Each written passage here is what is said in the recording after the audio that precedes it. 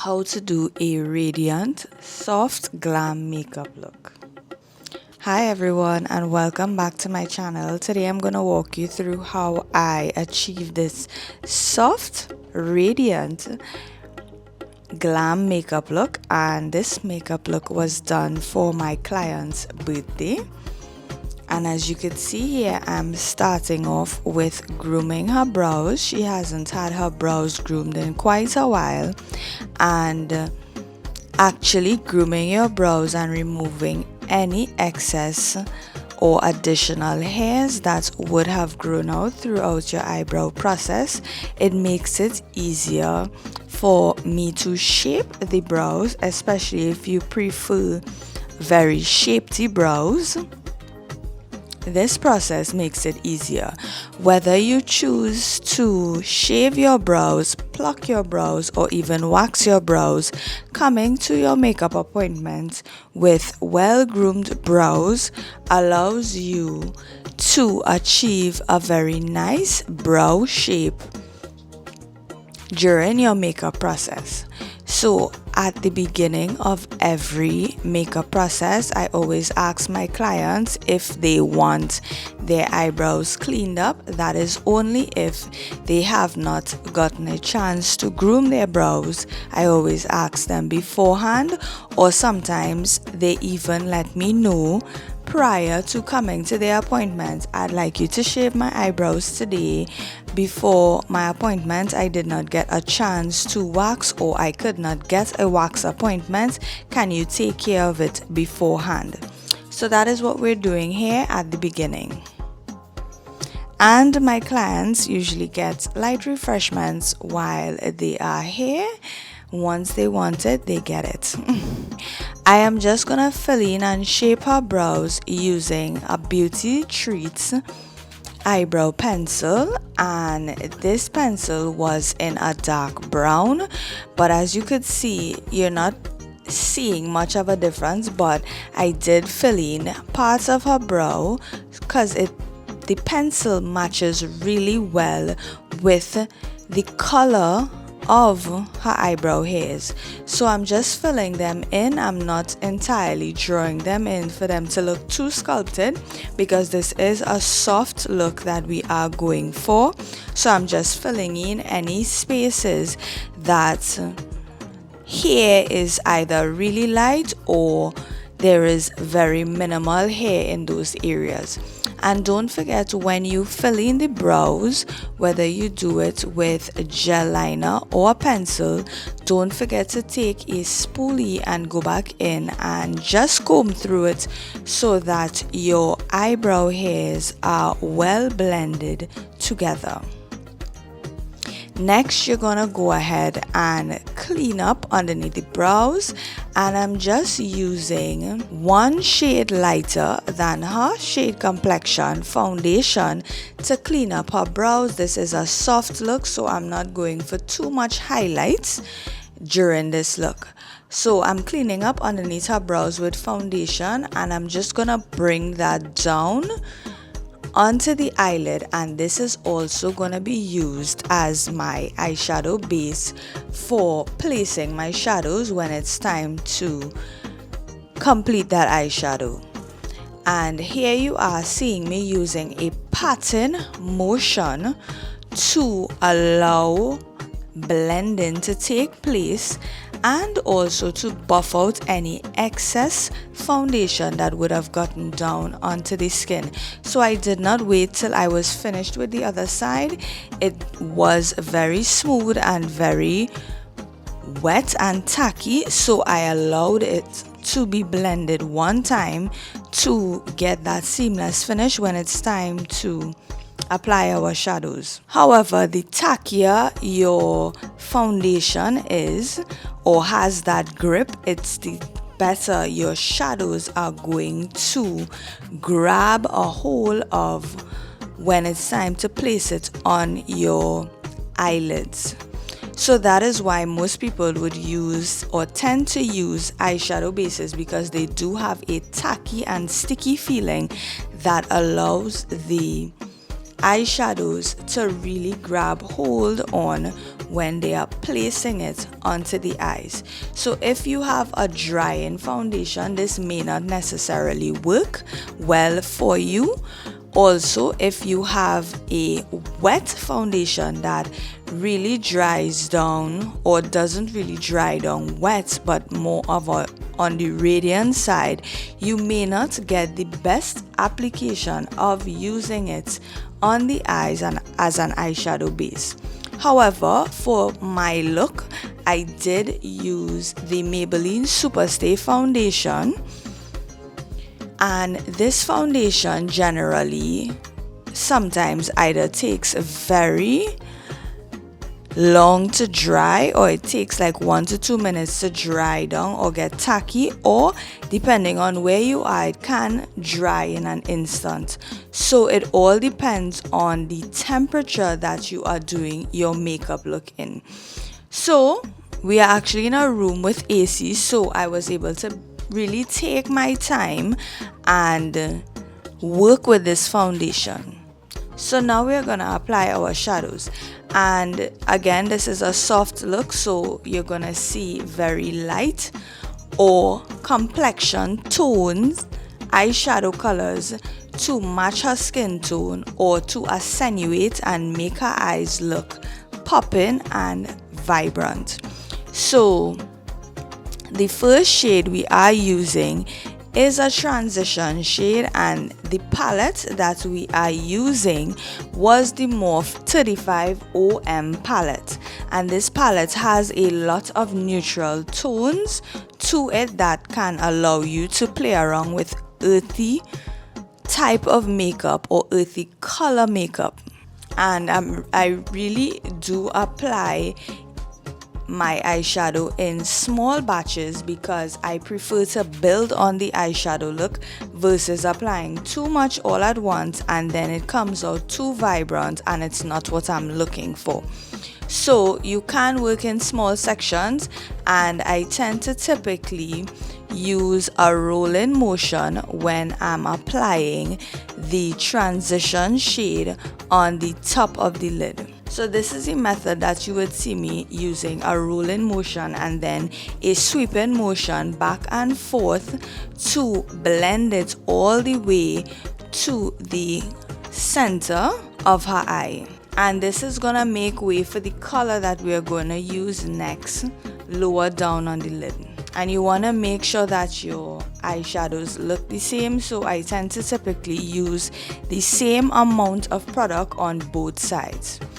And in the corner of the eye here, I'm adding just a bit of a darker shade of brown, and all these are different shades of browns and oranges that we're gonna be using to achieve this soft glam look here today.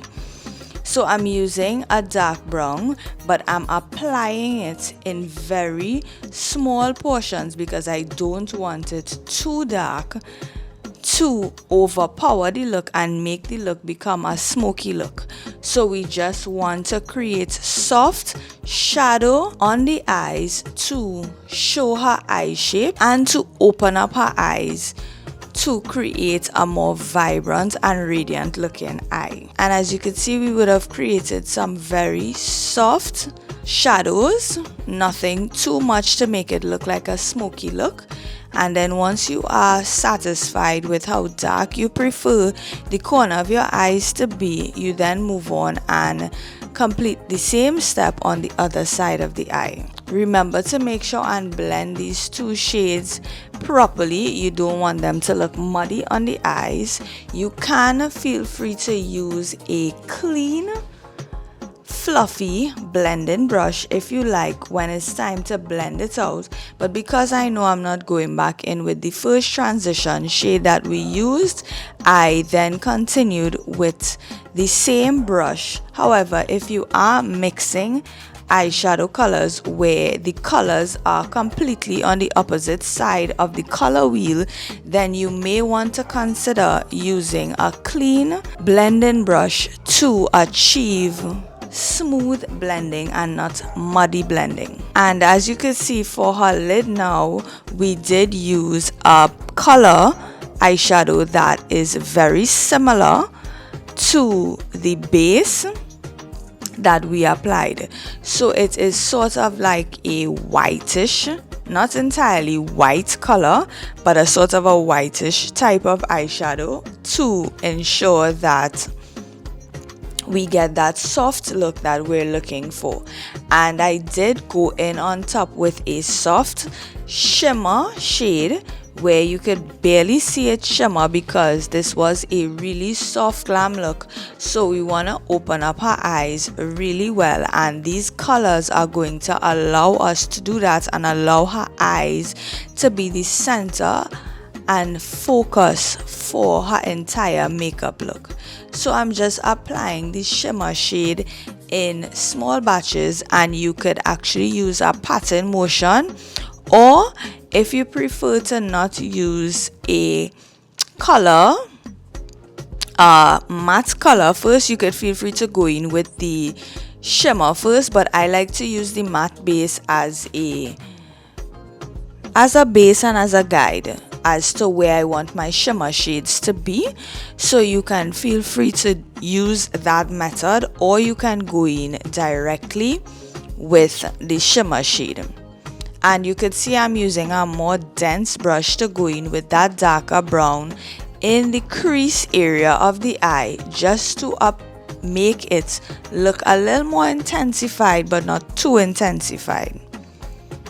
Then we're gonna move on to the liner, and we're doing a soft wing liner, nothing too big, nothing too extravagant, because of the type of look that we're going for. And this was just a no name liner that I got from my beauty supply store that works really well because I was not able to locate the waterproof liner that I usually use. So this one worked absolutely well in its absence. So it's a very thin liner that we are applying, and this is going to help me guide myself on where to place her lashes. So sometimes I actually place the lashes not entirely on top the lash line, but just above it a bit, so that it appears and makes the eyes look much bigger and wider at the end of the makeup process. Next, we're moving on to priming the face, and I'm just priming her face while I wait for my eyelashes to dry or get tacky a bit, because when you apply glue to the eyelashes, you want to make sure that the glue gets tacky in order to hold onto the skin or onto the lash line, whichever you choose to do, right? And I would have prepped her skin using a mattifying primer from Sasha. So I use Sasha's mattifying primer to prep her face for foundation. And the first part that I usually like to clean up on her face or on any client's face is above the brows, so we are able to see that entire eye area come together and be completed in case we need to fill in the brows any more than it already has been filled in. And once you would have cleaned up the brows on top, you would see that eyebrow shape come together really nicely. You can do this at the beginning of the session, but I like to do it when I'm applying foundation to the rest of the skin. So once you carve out the brows to the top, because we would have already gotten a really nice smooth shape to the bottom that gave way for our eyeshadow look that we did. Once you have carved out the bottom, you can carve out the top and blend out or buff out the balance of that foundation onto the rest of the forehead. And because this is her shade of foundation, you can feel free to blend it all the way up and continue applying to cover the forehead. Now, she does have some discoloration on the skin. It isn't too bad. However, for some persons that do have discoloration, you may want to consider using a red concealer or an orange concealer in the areas that you have dark discolorations in, That is if they are very noticeable and it may seep through the foundation, or the discoloration may seep through the foundation. However, I'm not choosing to go that method because this foundation is very full coverage in my opinion. So I usually achieve the coverage that I'm looking for when it comes to covering marks and covering discoloration on the skin. And as you can see here, I'm working in small sections with a small brush. However, you don't have to do this. You can use a big foundation brush.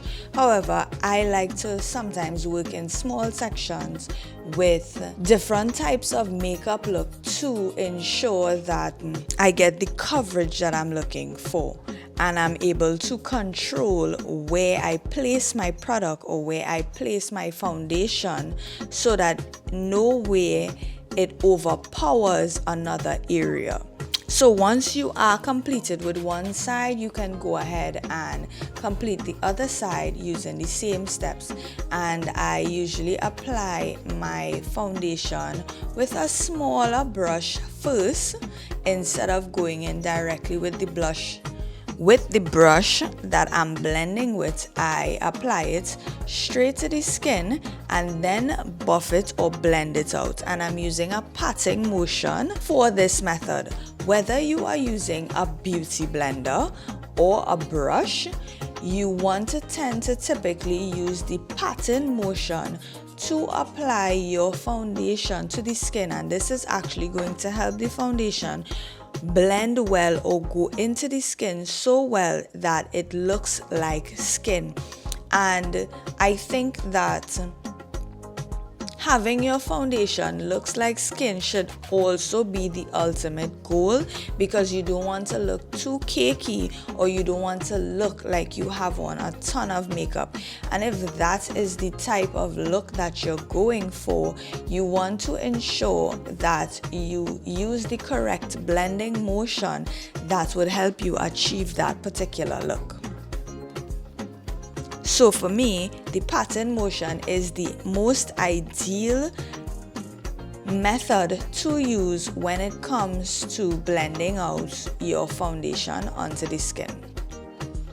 Next, we're moving on to highlighting under the eyes, and I used one shade lighter because underneath her eyes are a bit darker than usual, so I was not able to go in with too much of a lighter shade of foundation to highlight. So I used one shade lighter than her skin complexion, which was the exact same shade that I used for cleaning up underneath her brows, and that is from the brand Maybelline Superstay foundation in the shade Warm Sun, and that is what I'm using here to highlight her face foundation. I did use Cappuccino.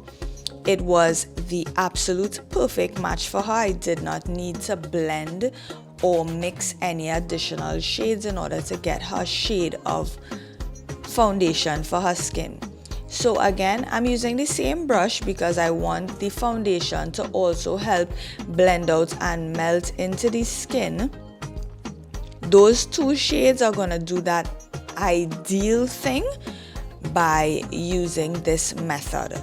So I'm just blending it out, and notice that I would have left the eyes for last to blend because I want a full cover on those dark spots underneath her eyes. I allowed the foundation to dry down just a bit so that it's a bit thicker to allow more coverage. So you can use that method. However, when you are using that method, you want to make sure and work in small sections always, because if it dries down too much, it may be a bit difficult to blend the foundation. And with blending the foundation at a difficult state, you can run into blotchiness or patches where it's not going to allow you to blend any further.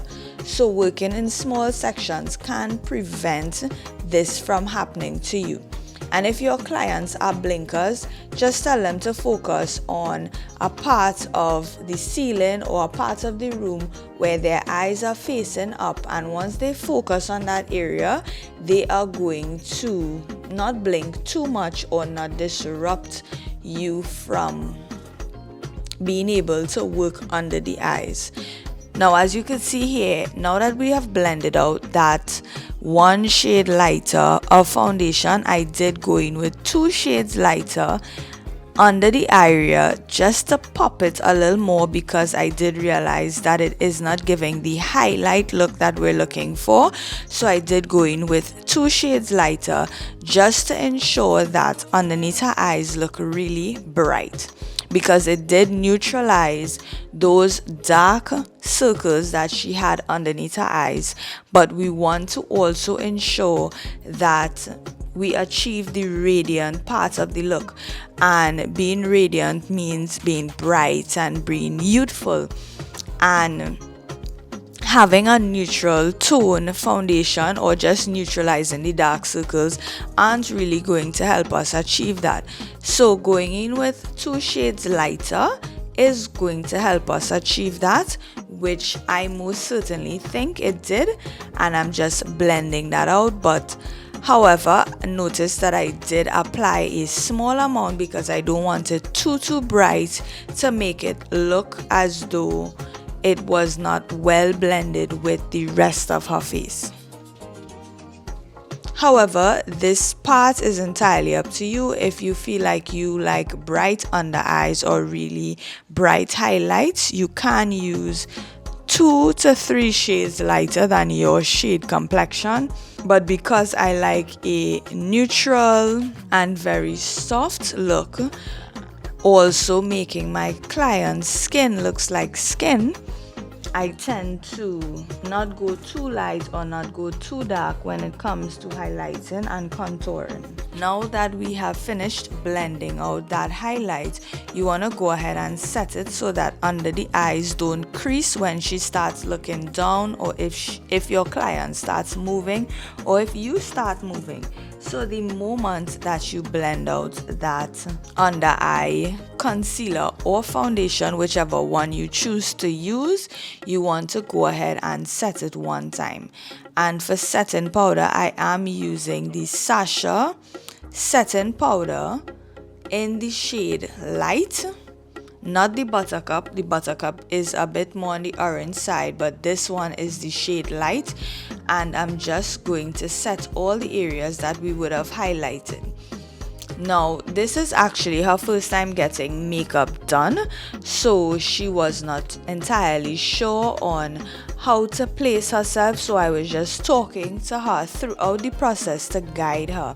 And it's so important for us as makeup artists to ensure that our clients are comfortable and guided accordingly to ensure that we have a seamless process. I'm just going to contour here, and I'm using 1 shade darker than her shade of foundation, and we are working along the perimeters of her face. So the forehead, the jawbone, the cheekbone, and this is gonna bring color and balance back to the skin, as well as accentuate those shadows and basically sculpt her skin. So that is what my contour usually does. It helps sculpt my client's skin, and I tend to typically use powders over liquid or cream products to create highlights and shadows. It just works better for me and the techniques that I use to achieve the looks that I want. So the other part that we also do is sculpting down the nose. If you do want an entirely really sculpted nose, you can go in with a smaller brush. But for the purpose of this look being a soft glam look, I want everything to look really blended and not too sculpted to look sharp. And that is going to allow me to have free range of creating a radiant look over an entirely sculpted look. And once I have applied that contour, I then go in with her shade of powder and just clean up the highlighted area, as well as if there was any area that needs a bit of powder or coverage, we would then use her shade of powder to achieve that. And for our powders, I am using Sasha Pro Powder palette. They do have these shades selling individually, but as a makeup artist, it's so much easier for me to buy the palette or purchase the palette, which allows for coverage and color for any skin tone. And I did go in with a bit of a rosy pink blush, because I did want the apples of her cheek to look a bit more rosy and for her to look bright and radiant. So that's what I did. And you apply your blush above that contour or on the cheekbone. You're not applying it below, you are applying it to the apples of your cheek, or you can actually go up the side of your face just a bit more to give you that flush look that appears much brighter. Don't forget to go back in underneath the eyes and apply your darker shades of eyeshadow. You can just use liner for this look, but the eyeshadow gives us a softer finish, which helps in achieving the overall look that we are going for, which is a soft, radiant glam look. I'm using the dark brown shadow first, and then we will go in with the transition shade underneath that. You're actually working in the opposite direction when it comes to applying your shadows underneath the eyes. So the darker will always go first and the lighter would go underneath. And for the corner of the eye, I tend to use a nice shimmer shade to help pop that makeup look, or around the eyes even more. And as you can see here, this look is absolutely coming together. Once you have finished with underneath the eyes, you can go ahead and then blend out the rest of that setting powder that we left there, and this would have helped catch any eyeshadow that would have fallen out when we applied the eyeshadow underneath the eyes without leaving any dark or blotchy marks on the bottom of the eyes. So you can go ahead and blend out or dust off any excess powders that is on the skin, and you could see that her skin or her face has a lot of depth and definition, as well as her eyes appear so much brighter with that liner that we did there. Next, we're moving on to lips.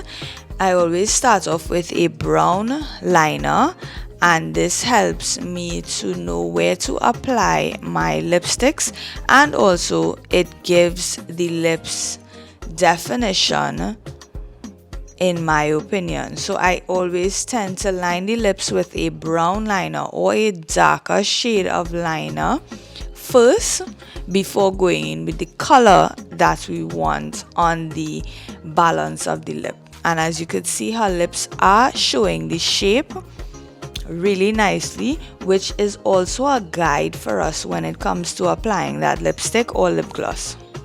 And I did use the Sasha Lip Velvet in the shade Beige Needed as the base of her lip color. I am going to top it off with gloss to finish off that radiant look that we're looking for at the end. Look at that beautiful shimmer that gloss gave us. It is a colored gloss from a no name brand, and in my opinion, some of these no name brands have some of the best makeup products ever. And I just like to go back in with the brown liner just to ensure that we don't lose the shape of her lips at the end when you would have applied that lipstick or lip gloss. And that's really it for this look. I hope you all learned and enjoyed this look as much as I do. Look at how beautiful and stunning my client looks. She has no discoloration and no hyperpigmentation showing through the makeup whatsoever. We just have a beautiful and flawless look at the end here. So I really hope that you all enjoyed this look, and you'll stay tuned for more looks like this and different looks coming along. I hope you all enjoy. I'll see you all in the next one. Bye.